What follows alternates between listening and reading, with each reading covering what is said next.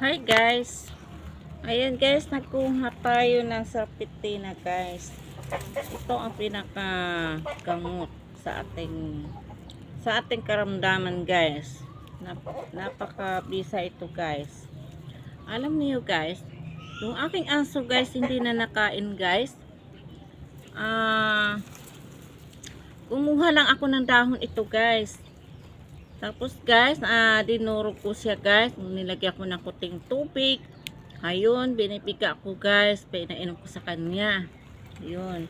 Nung nakawainom na siya guys, mahina na aking alagang aso guys. Hindi na siya nakain. Tumba-tumba na siya maglakad. Ayun, sinubukan ko dito guys. Ay, gumaling ang aking aso. Kaya ito guys, napakabisa itong gamot ito guys. Ito ang sarpitina. Wait lang. Ito yung sarpitina guys, napakahalaga ito. Ito ay nung meron diyan magtanom kayo at para may igagamot sa iyong sakit. Ay ito guys, ano na to siya guys, sobrang nabunga na siya guys. Kaya bihira na ang dahon niya. Yung bunga niya guys, natubo na ito siya. Napaka-liit ang buto niya guys. Para siyang lisa. Ayan guys. Oh. Ayan. Pag tanggalin nyo to guys.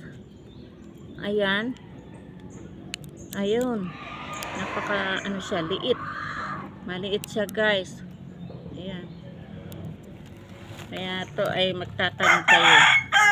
Napakabisa to sa mga sakit. Kaya ako to guys, hindi ako nawawalan nito kasi gamot talaga siya guys. Pait siya pero ang gagawin na dito niyo guys, hugasan niyo siya. Kunwari 3 piraso, tutupiin mo na siya guys. Pag natupi na to siya guys, handa ka ng tubig isa. Kainin mo na to, inumin mo. Diretso mo na lunok na ito guys. Gagating-gating mo na sa ngipin.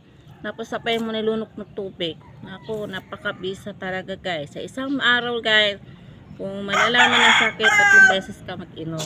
Pero ako naman guys, isang beses lang ako nag-inom. Wala naman akong naramdaman.